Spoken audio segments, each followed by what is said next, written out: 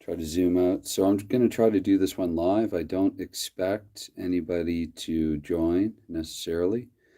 And yeah, because I wasn't even sure if I'd be able to figure out how to do this properly. And I'm still not sure if I'm doing this correctly. I'm trying to get it actually similar to how I have it in the videos. This is about as tall as the tripod will go. So let's see here. Hmm. Maybe a little more goes into getting the right camera uh, angle or whatever than I realized. I might just have to keep time off camera because I think I want that to be on full display.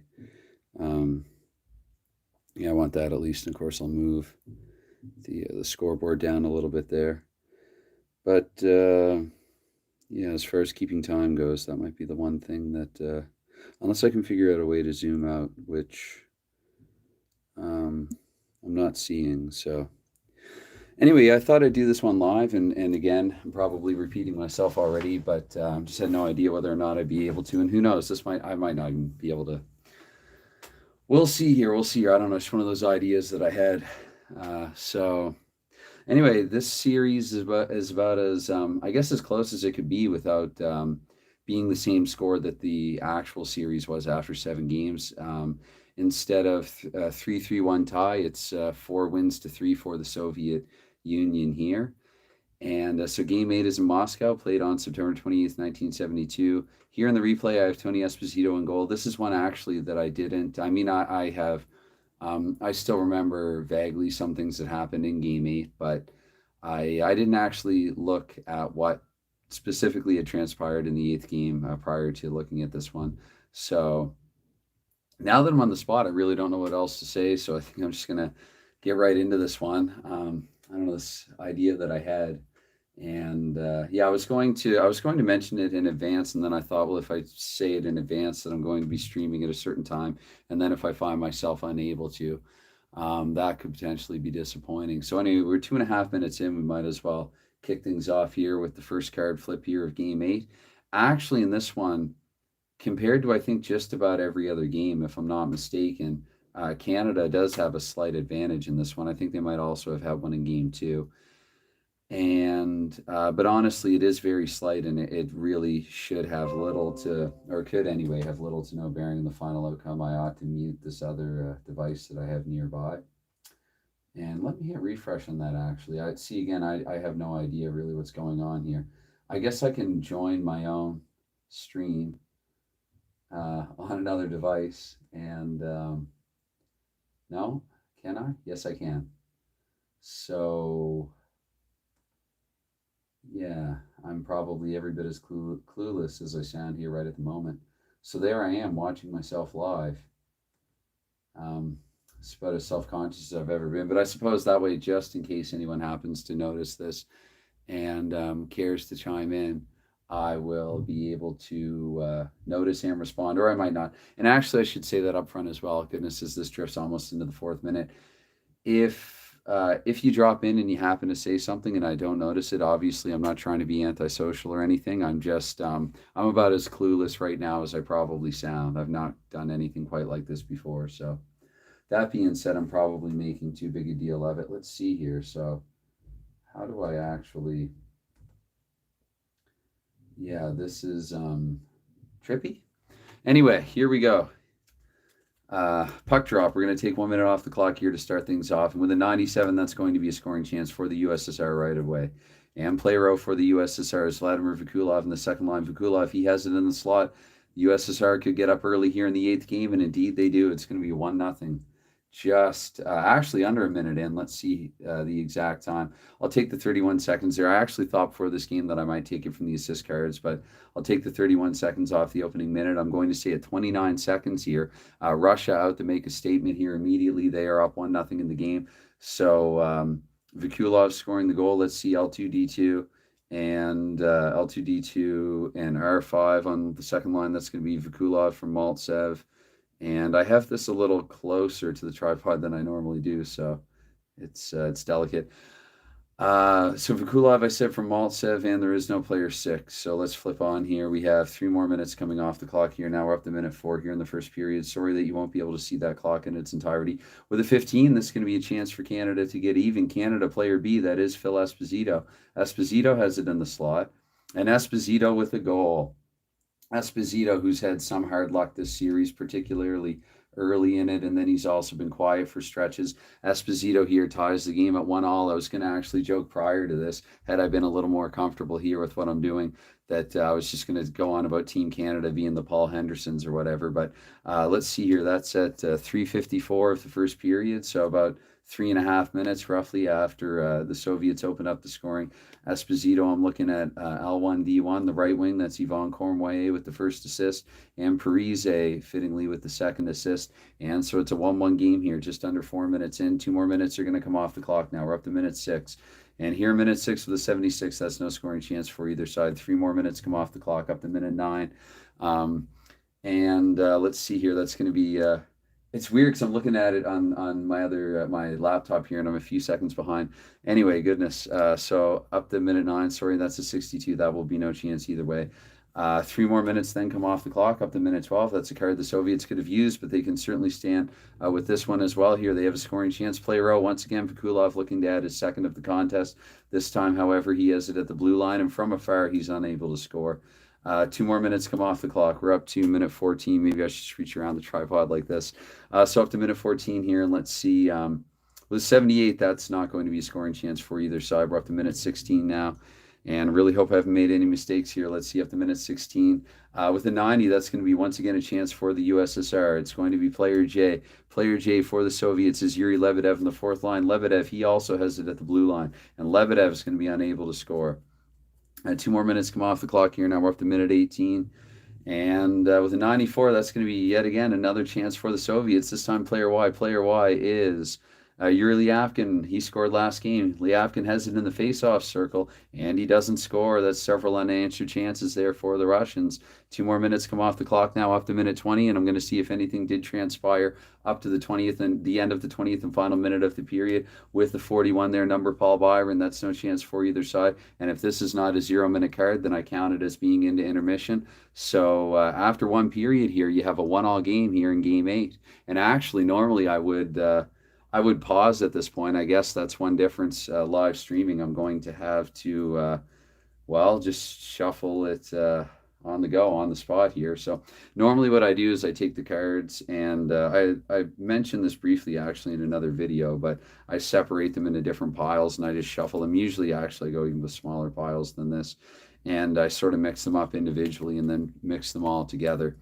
So yeah, 1-1 contest after one. You have Vakulov scoring there, and he nearly got another, and Esposito tying it for Team Canada.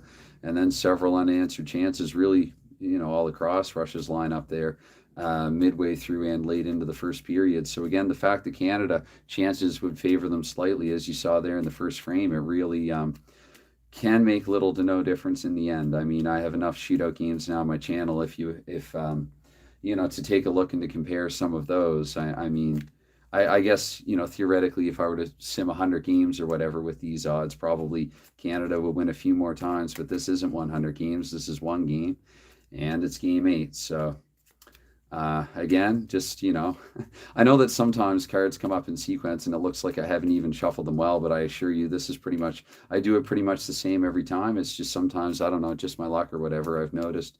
Or so I think. Some have come up a few with the same sequence across periods, maybe even across a game. It's, it is a 100 card deck. And so again, I just try to, in various forms here, usually take a few minutes and shuffle them all, and then I'll throw the whole pile together and shuffle them that way as well. So let's see here.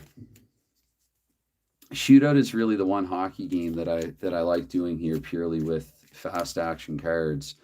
Normally I would be a dice roller, but there is something about shootout. To be honest, I haven't even really tried a full game with only the dice. I don't think I have tried the Gardner hybrid with the game, and maybe it was just that I didn't allow myself enough time to get comfortable with that.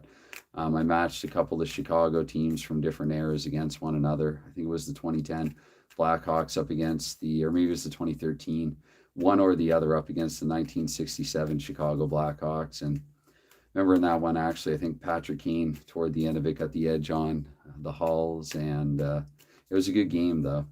But never really got comfortable with the cards, dice, and combination. For some reason, when it comes to shootout, I just prefer it as a pure card flipper. So that being said, I hope I've shuffled them well enough to everyone's satisfaction, and I guess we'll see with the second period here and how things transpire, whether or not that is the case.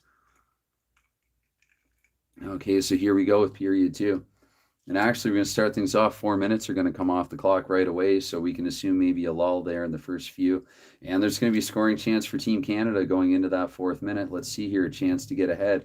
Player K for Team Canada, that's JP Parise on the first line. Parise is going to have it at the blue line, though, and at the blue line, he's going to be unable to score. So 2 more minutes come off the clock now. We're up to minute 6. And that's going to be no chance for either team. 1 more minute comes off the clock up to minute 7. And 33, that's also no chance either way. 3 more minutes come off the clock now. This is the halfway point of the contest. With a 97, that'll be a chance for the Russians. The Russians' player K this time is player K is Alex Bogdanov, and I think that's the first scoring chance he might have had all series. So on the 4th line here, Bogdanov has it in the slot, actually. And he scores. So it's going to be 2-1 here for the USSR. Bogdanov could be the Game 8 hero. I hope I'm not botching his name, botching Bogdanov's name here. I'll take the 32 seconds off. I'm going to say here at 9:28 into the second period that Bogdanov pulls Team USSR ahead 2-1. And flip for assist here, L2D1, of course, he's on line 4. So the centerman on line 4 is Slava Anisin.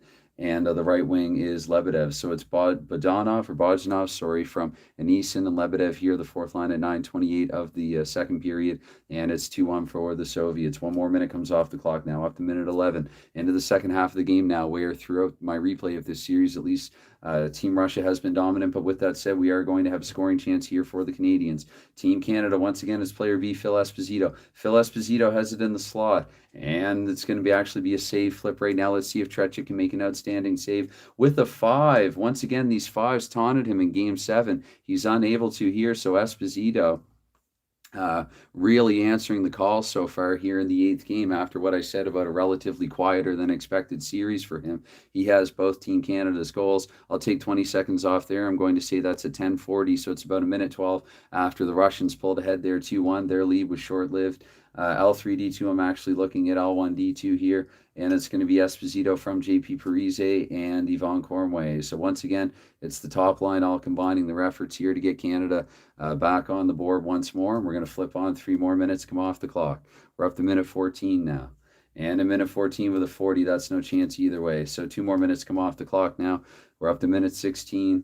And at minute 16, that's going to be another chance for USSR. And the thought that I just had that I ought to share before I forget to a little later on is that actually, even with a tie in this game, technically the Soviets would win the series. It would be 4-3-1, the same verdict by which Canada won it historically in 1972.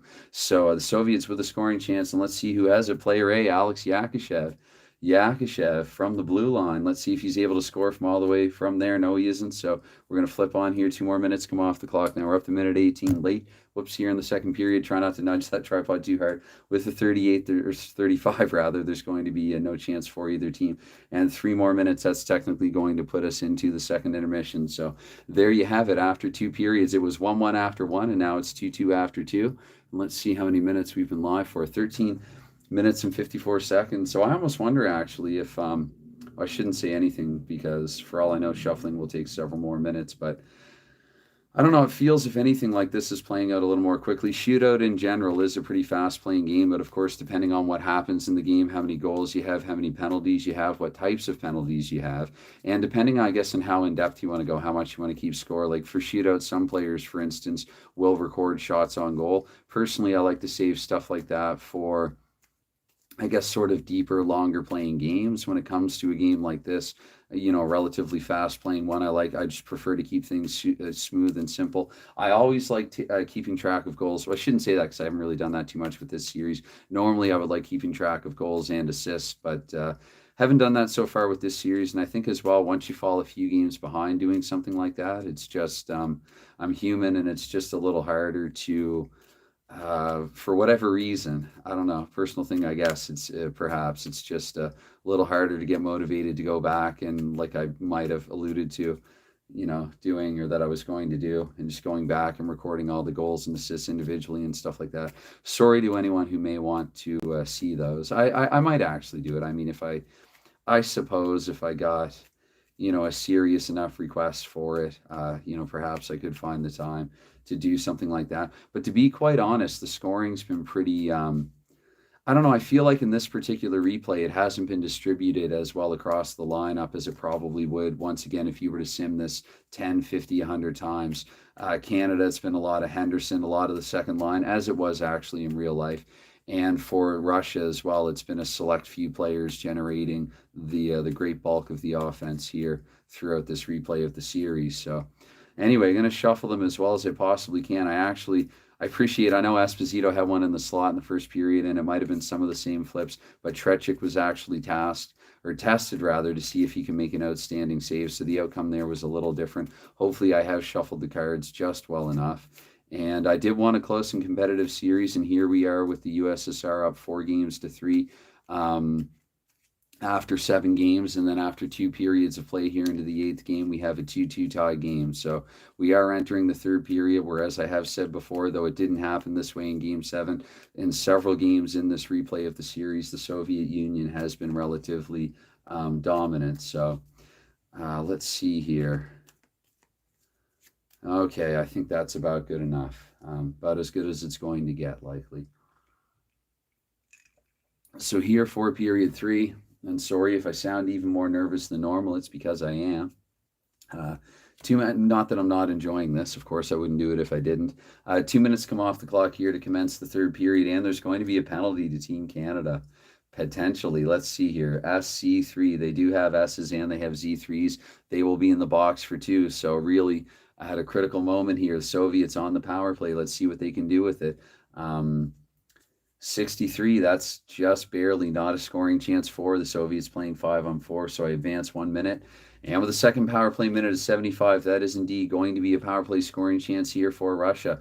Russia, player C. Player C is Valery Kharlamov. Kharlamov has it in the face-off circle on the power play. And a rebound. Let's see here. Esposito, his rebound rating is 4. He's tested on a rebound. 2 for the shooter. So Kharlamov with the shot and with the rebound. Esposito stood tall, able to keep the puck from crossing the line, and we play on here. That's actually 1 more minute here that I have to advance. So now I'm going to flip for time. We have another minute come off the clock here. 15 minutes to go here in the contest. Again, a tie technically means a Soviet win. And with an 18 here, just as I say that, that's a scoring chance here for Team Canada. Player G for Team Canada. Once again, Esposito, he's looking for the hat trick here, but he has it at the blue line where it's a lot more unlikely. And from the blue line, Tretiak will be able to make the save if the Russian defenseman doesn't block it. 3 more minutes come off the clock now. We're up to minute 8 here in the 3rd period. And with a 61, that's no chance either way. So 2 more minutes come off the clock now, up to minute 10. Halfway through the 3rd period, that's another scoring chance for Team Canada. And it's going to be player F this time, and Team Canada player F is Dennis Hall from the 3rd line. Dennis Hall has it in the face-off circle, and he can't score from the face-off circle. So 2 more minutes come off the clock now. We're up to minute 12 here in the 3rd period, and with an 88, that will be a chance for the Russians. It's going to be player L here on the Soviet Union. Player L, Vladimir Petrov from the 3rd line. Been a little while since we've heard from him in the series, but now he has a chance with it in the face-off circle, and he scores. 3-2 here for the Soviet Union in the final 10 of this 8-game contest. Okay, I guess I am a little jittery there. I just dropped the 2 card. The 2 Uno card. It's going to be 3-2 here for the USSR. I'll take 49 seconds off there. I'm going to say at 11-11. So, in the 11th hour here of the series, it's Vladimir Petrov coming up big here with a really timely goal, perhaps. L2D1, I'm looking technically at L3D1 here for awarding the assist. That's R5. No one on his line has an R5 rating. And the left defenseman, I think I said, I mean, not that it matters too much, but yeah, L2D1. So left defenseman there, that's Lyapkin. So it's Petrov from Lyapkin here at 11:11 into period three, and it's 3-2 for USSR. Two more minutes come off the clock here now. We're up to the 14th minute. And in the 14th minute, that's going to be yet another scoring chance here for the Russians. Player A this time, Alex Yakushev with another chance. This time, Yakushev has it in the slot. And Canada could be falling apart a little bit late here. It's 4-2 now for USSR here in period three. Yakushev with a goal. Let's see. I'll take 44 off. I'm going to say at 13:16, 2 minutes and 5 seconds after their go-ahead goal. L1D2 Yakushev is on line 1. D2 right defenseman is Yakushev from Shaigonov and his defensive line mate Luchenko. So once again, Yakushev from Shaigonov and Luchenko here at 13:16 in period three. It's a 4-2 game now for the USSR. 2 more minutes come off the clock now. We're up to minute 16. Canada is 2-1 in the Soviet Union in this series, and the Soviet Union was 3-1 in Canada here in my replay. But Canada, much like historically, they won games 6 and 7. But anyway, here in a minute 16 with a 77, that's no scoring chance either way. And 4 more minutes come off the clock here now. So we go into the final minute. If this is not a scoring chance here for Team Canada, which it is not. So let's see here. I mean, I guess theoretically, if this isn't a 0 minute, I'm going to say I am going to allow Esposito as pulled. Let's see what we can get here with the extra attacker. And you know what? It just looks like this is a done game. I don't think it's going to matter how many cards I flip. It was in the cards that in this replay, oh so slightly, it is USSR. I mean, you could, if you looked at overall goals scored, they were the better overall team in the series. Now, if anybody does watching and or listen and get to this point of the video, I might as well add that and once again, period threes have been the story here, but so they split games 1 and 2, much like in real life, and then games 3 through 5, really in a big way, much bigger than in real life, did the Soviets take over in the series. They outscored Canada 22-11 combined in games 3 to 5, and then of course Canada, they edged games 6 and 7. Game 7 by a score of 5-3. Game 6, 7-6. That was a real back and forth tilt. And then so here you have it. I mean, I guess USSR, I don't think they were technically behind ever in this game. I think they were up. Esposito had to come back and tie it a couple of times, but even Esposito's heroics were not enough in this one. Henderson suspiciously quiet after, scoring like gangbusters and getting goals like gangbusters or whatever in a couple of the previous games. But anyway, I think I've definitely said, as much or more than enough as needs to be said. At this point of the series, thank you for any time that you give to anything like this. And thank you for checking this out. And I suppose, I could always just go and do a video proper and replay it and pretend that I haven't already, but I'm definitely not going to do that. This year, I should be able to upload this successfully anyway. Until I actually do that, I shouldn't assume, no guarantees. Stranger things have happened in history than me not being able to, but I'm just babbling on at this point. I guess I start videos and I have no idea how I'm going to end them, but once again, I guess any consideration that you would give to anything like this, while it's never expected, it is always greatly appreciated, and hope that you enjoyed this series, I guess, my replay of this series, the 1972 Summit Series between Canada and the USSR. Good games, great games, good going here for the Soviets. So, I think it is a very plausible final outcome. Some of those games were so close anyway, historically. So anyway, bye for now. Now that I've said that, I'm not even quite sure how to turn this off. Let's see.